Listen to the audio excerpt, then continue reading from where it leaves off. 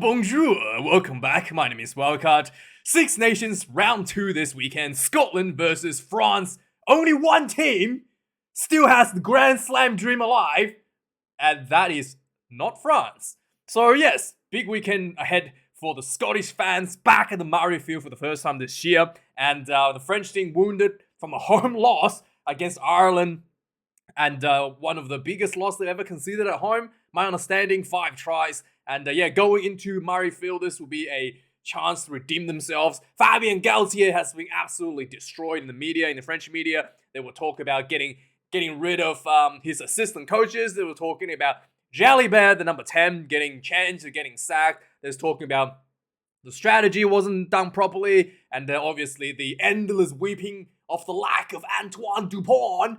That was the story came out of last week from France. But for Scotland, despite winning for the first time since Greta Townsend was a child, just kidding, since Greta Townsend was actually playing rugby, what was it, 2002 or something, 2000 or something, literally 20 years ago, it's the first time winning for Scotland at Cardiff in the Millennium Stadium. The team, despite winning, really had an ugly run in the second half.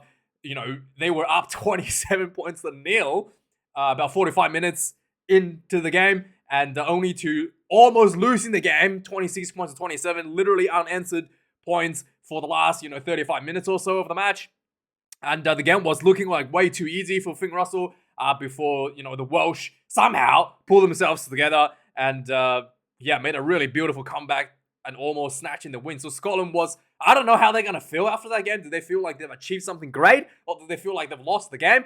I don't know. But the one thing I do know is that historically, at least for the last 3 or 4 years in a row now, Scotland has been done really well in winning the first Test match of the season in Six Nations, and then only to go on to lose a bunch of matches and try to win again in the end of by the end of the season. So if memory serves me right, Scotland's probably going to lose this one because they always just, I don't know, the team just goes into a slump after the win. It's almost like everybody's just like, we've exceeded our expectations of winning, and suddenly everybody's just like, all right, that's good enough. Let's just call it in let's just, let's just try to what do you call it? Let's just autopilot for the rest of the season, and then suddenly at the end of the season, they're like, oh no, we can't go wooden spooners.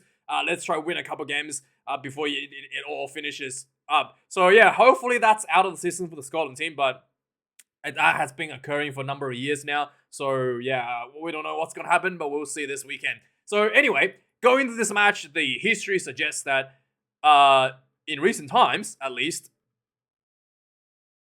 it's been quite back and forth between the two teams. So there's a warm-up that Scotland beat France. That was a good one. But at the Six Nations level, Scotland beat France. Like I said, this was at the end of the season, end of the Six Nations. Had to pull something out of the bag. This was in lockdown, and they won the game away in front of the empty stadium against France, but then only to kind of like lose the rest of the previous few games where they should have won. But this is kind of the story of Scotland. Yeah, beating France in the warm-up was pretty good. Close run against France in France as well in the warm-up match in the Rugby World Cup. So yeah, how this game is going to go, it's really up in the air. I think that if the Scotland's going to lose the game, it's probably once again it's going to be their own mental. I think that they're going to lose it in their own minds instead of actually physically or being like outmatched by skill, especially without Antoine Dupont. And obviously with a match this magnitude, the biggest and most important player on the field is the referee. The referee will be old mate Nick Berry from Queensland, Australia, and his performance at the Rugby World Cup, I thought there's been a shift in the way that he performs. So he obviously following the Lions tour after that Rassie Erasmus shenanigans, he has shifted away from being very lenient in his calls. I mean, that's not his fault. It's the way that he's been taught in Rugby Australia, in Super Rugby, to let the game flow and just kind of like downplay a lot of the incidents and keep the game going for entertainment purposes. So he has to shift away a lot from that. and becoming more and more critical on the way he watches game, which is a massive improvement for his personal development as a referee. So how he's going to go this weekend, we don't know. Definitely going to be better than the Lions Swarm for sure. It's definitely been better over the time. But at the moment, I don't know, right? I don't know if he's going to take the risk like we saw last week with Ben O'Keefe, where he took 2 essentially yellow card TMO review decisions away and said that it was just a rugby incident. Is he going to go to that extent? Because Ben O'Keefe has a team that the players has done sufficient to make it a safe attempt at a tackle, and thus no yellow cards or TMO review was required. Just play it on. Is Nick Berry going to go back to that, or is he just going to be still going to that default, kind of, head contact? Let's go to TMO review. Let's go to the bunker style. We have to wait and see. But that's basically what he was at the Rugby World Cup. Every kind of decision, every kind of head contact, TMO review, bunker, and just kind of like let that decision out of his own hands. We'll see if he's gonna regain that bit of decision making back on himself this weekend. But yeah, Nick Berry definitely improved a lot over the time. This will be at Edinburgh. It's gonna be quite cold, and we're gonna hear the long piper standing up in the stadium in the cold, freezing wind. And boy, it's gonna be cold, 6 degrees with a bit of rain. So that kind of calls for a Thai style rugby, the style of rugby that's definitely not what Finn Russell showed us in Cardiff last week. It's going to be much tighter, much closer, I guess much more full action.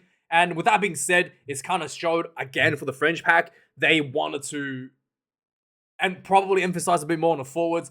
Last week, despite that, record loss against Ireland, the French did have a little bit of gold that was in their performance last week, which I was really, really, really interested to see how they're going to do, how they're going to exploit that little bit of a goal this week, which is the bench. Tuilangi, the big boy, the guy that replaced Taufifenua, Roman Taufifenua, for a foot infection, I think he had, and basically came in late. This guy, Posolo Tuilangi, his uncle is, what's his name? Mano Tuilangi is his uncle, so he's all related in his family. And, rugby is his blood. 19 years of age, 149 kilos, 194 centimeters. So he's an absolute giant. When he came onto the field, right, despite the French had a player in the bin, they had Jonathan Dontier playing as a flanker, obviously getting that a bit of weight. The scrum just absolutely demolished the Irish scrum when he came onto the field. That injection of size and power was just absolutely monumental for the set piece. So that's something that I'm kind of interested in wanting to see this week. It's the French gonna try to emulate that again, and maybe do the bit of a playbook out of the Springboks and try to put on the sort of bomb squad and try to squeeze out a more tighter game out of this one, because I do think that, quite frankly, unfortunately for the Scotland team, the weakness has always been the reserve forwards. Yeah, I know. And then the French, probably, if the French is smart, if Fabien Galtier truly is a genius that he is, he's going to try to send some big boys off the bench and try to squeeze out a lot of penalties, a lot of pressure in the second half, and try to just seal that game with the strength, with just brute force with his forwards. He has settled on a 6-2 split again this weekend for the French backline, but that is, I think that is a crucial contest area for the French if they want to win this weekend, especially without Antoine Dupont. We saw last week the French does not have the creativity, does not have the accuracy, does not have the even the cohesiveness in the backline to make something meaningful in their attacks. And I just feel like if they have to, especially with the rain, they have to just go with the bread and butter and go with the brute, big French forward pack and try to dominate up front. And with that being said, let's have a look at the lineup. Let's have a look at how the team actually lines up this weekend. Scotland. Oh, by the way, this game, are we going to see that ugly baby vomit purple jersey again from the Scottish team? Because France is going to show up in the dark blue, I'm guessing. Usually it's the home team that wears the away jersey. So have they changed that? Have they just gone back to the white? I hope they just go back to the white jersey. A white jersey. The white Scotland jersey actually looked really good. The away jersey actually looked really good. I think I saw that in the warm-up. But the purple, the light purple jersey was absolutely Apparently that's some color of like a national flower or something, so I probably shouldn't say that. But yeah, I apologies if that was like your national color or something or some flower. But I really just stick to the basics in my opinion. But anyway, yeah, especially the white jersey with like the Celt color, the blocks, the green and blue blocks around the necks. I thought that looked really good actually. Quite a unique. But anyway, we'll see what they bring out this weekend. Enough fashion. Let's talk rugby. So Pierre Schoeman comes in number one. Lots of power. I think he's got a try last week against Wales. Just big powerhouse. Something that he's done really well for Edinburgh as well, and he's something that he's criticized a bit in the past is his set piece, and I think his scrummaging has definitely improved a lot. So he's always a worker around the park in terms of breakdowns and running with the ball, but his scrummaging has improved a lot as well. So he's really starting to get himself up there as one of the premier loose air props in the world right now. Just being able to get that scrummaging improved. George Turner comes in number two, and Xander Fagerson, one of the guys that needs to keep his discipline for Scotland. Last week, discipline was an issue for the whole Scotland team, but Xander Fagerson historically has a bit of a technique issues with his tackles and cleanouts. Hopefully, he doesn't get a yellow card. So Fagerson comes in number three. The French has opted for the same front rower as well for this game. Cyril Bai comes in at the loose air position. Petal Movaka comes in number two, and Uni Antonio finishing off the tight head position in number three. I did think that the scrummaging was quite even at this beginning with matchup against the Irish front rowers that some many believe to be the best in the world. So we shall see how that's going to match up this week. Because Xander Fagerson, it's not bad. Like I said, Schoeman has improved a lot in scrummaging. Antonio will be very, very hard for Schoeman to handle, but we have to see if the Scotland team has done a bit of extra work in the scrummaging over the week. Grant Gilchrist comes in number four. Scott Cummins comes in number five for Scotland. Cameron Wilkie gets called up to number four jersey. Obviously, Willem Sub is being red cards, saw him banned for 4 matches. Paul Gabrielakis retains the number five jersey for the French. Coming in number six, Matt Fagerson, Xander Fagerson's brother, moving out of the number 8 jersey into the blindside flanker jersey place. Again, emphasizing on the size, emphasizing having that extra weight behind the props is more important. So Xander Fagerson, a big boy, will be in that loose hip, not loose hip, in the blindside flanker position. Just give that bit more weight. A lot of teams like to put an actual lock there nowadays, but Xander Fagerson is big enough to probably be considered a lock anyway. Francois Croc returns the number 6 jersey for the French. Number 7, Rory Darsh returns from injury for Scotland, gets a number 7 jersey. Charles Ollivon gets a number 7 for France once again. And finally, number 8, Jack Dempsey, the former Wallaby. Does he have 30 caps already? Really? This has to be a mistake, right? He do not have 30 caps. He's probably got 15. No way he has 30 caps. I think that's a mistake, guys. He's definitely, he might be 30 caps if you include the caps that he played for the Wallabies, but he definitely not have 30 caps with the Scotland. But anyway, Gregory Aldridge comes in number 8 for the French team, and I'm pretty sure Aldridge is the captain. I got it wrong last week. I thought Cyril Bai was the captain.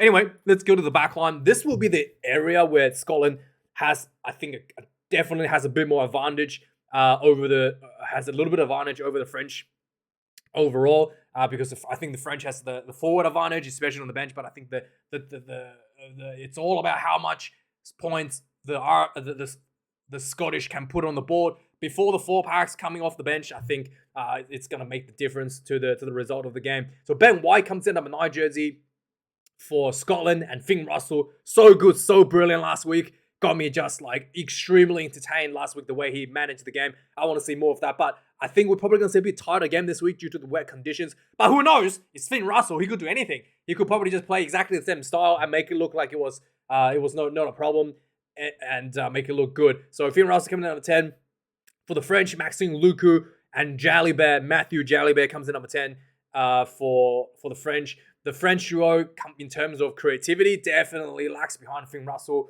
But we shall see. Jalibert has had a bit of criticism issued at him from the French media. So we'll see if it's going to bring a bit more spice to the game this week. Duhan van der Merwe. I was actually wondering last week if is Finn Russell and Duhan van der Merwe going to be the Lions to a 10 and 11 combination. They just looked so good last week, especially with that third try that they scored. Looked quite spectacular.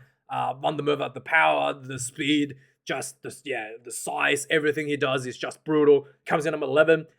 He's his opposite number, Luis Biabieri, gets called up to the number 11 jersey, which I was questioning last week a bit as well.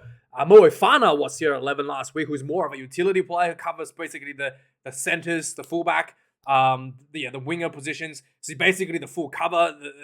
He was at number 11 jersey, which I thought was really surprising because you kind of like want your utility player that covers every position on the bench. But this week, Gautier has decided to do that and put Biabieri, the youngster, back in the number 11 jersey. Tuipulotu comes in number 12. I thought Tuipulotu was very underused last week. He really didn't get that many opportunities to really show himself that much. Finn Russell tend to send the ball to Hugh Jones a lot, and Van der Merwe also gets got a bit of an action straight out of Finn Russell, and Tuipulotu really didn't get that much work. I didn't really get that many opportunities, I felt, last week. We'll see how that's going to go. I mean, when Tuipulotu carries the ball, he's so devastating, so good. I felt like a little bit, especially with the crossfield kicks as well, that Finn Russell was going straight for Kyle Stain. It was just, a lot of the centers were taken out of the action due to the way that Finn Russell played. We're going to see if he's going to do that again this week. For the French, the two go-to guys nowadays, Jonathan Danty and Garo Fuku. Danty's defense was a bit of an issue last week. Definitely slipped, misread the defense line and slipped in the try. But he has. I don't know how he's gonna. I don't know maybe he's a little out of form. I don't know. I felt like last week's performance from Danty was a little bit uncharacteristic. Coming in at the number 14 now, Kyle Stain. I thought it was okay last week. Always a high work rate. And Damien Penaud, as always, he was one. I think he did score a try for the French. But I thought, again, without Antoine Dupont, he's just a little bit underused last week as well. Number 15, Kyle Rowe, for the Scotland, and then Thomas Ramos, the goal kicker, will be coming in number 15. Ramos could cover fly half, so I don't know. Maybe there'll be some point if things goes really bad, we might say Ramos at 10 at some point. But who knows, right? Who knows? In the back line, I think in the reserves, and I think this will be where the French going to really try to squeeze out the game, squeeze out the win.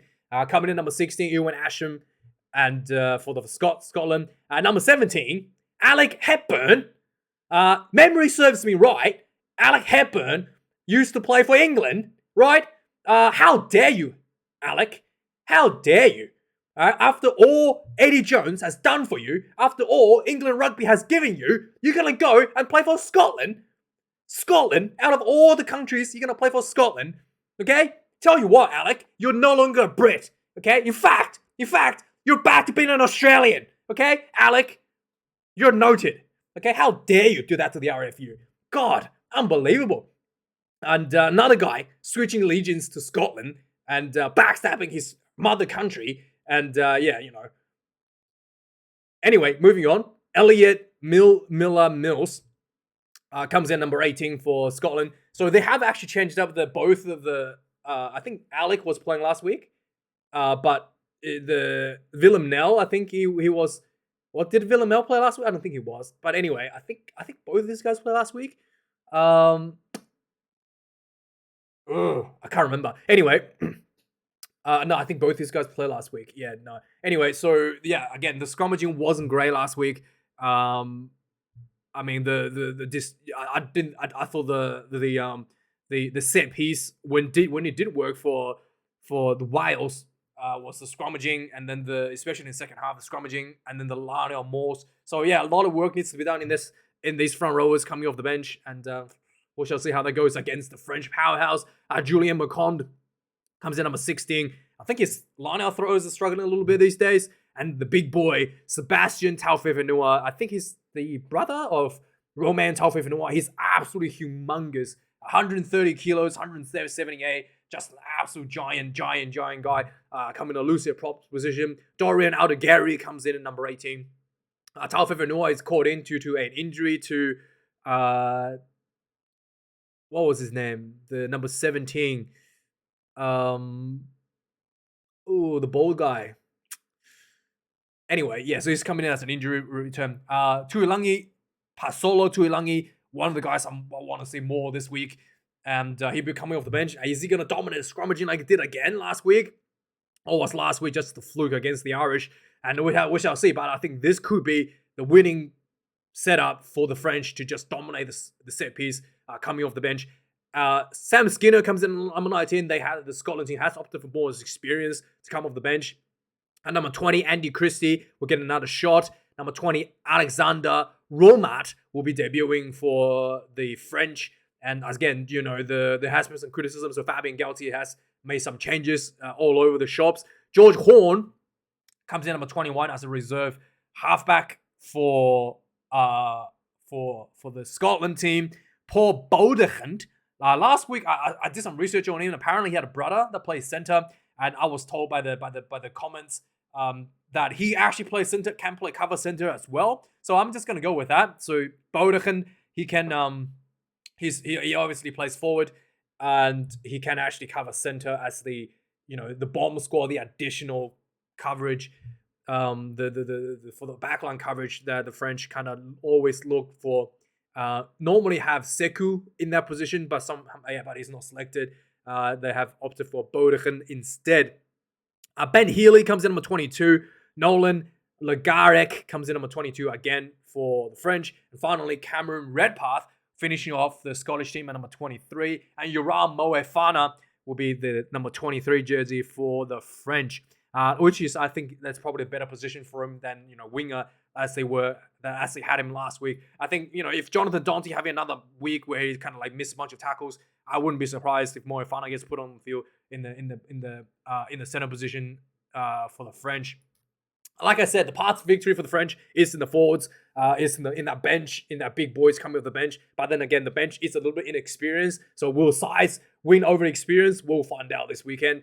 For the Scottish team, it's all about Finn Russell and his magic and how many points he can squeeze on the board before kind of like the four pack comes on with the power, the power and size. It's gonna you really want to try to put the game out of reach before that. So we shall see.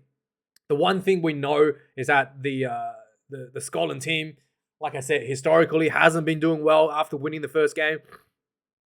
Always feel very complacent. So yeah, I don't know. I think the French will win this one. I think Galtier will come in with a much tighter game plan and try to really dominate with that 4-pack. And I think the French will win this by 5. Yeah, so it will be 28 points to 23. So let me know your thoughts, guys. Like, comment, subscribe. Let me know your predictions. I got this one last week. I thought the French was going to beat the Irish at home. Clearly, I was wrong. But we shall see if Fabien Galtier will make the adjustment. On paper, he has the talent available to him to win this match, and we shall see if he's going to execute it. Let me know your thoughts, guys. Like, comment, subscribe. Thanks everyone for supporting me, watching these videos. Means a lot to me. Keeps me busy, keeps me happy, and I look forward to your predictions in the comments down below. Thanks for watching. Have a good one, guys. Cheers.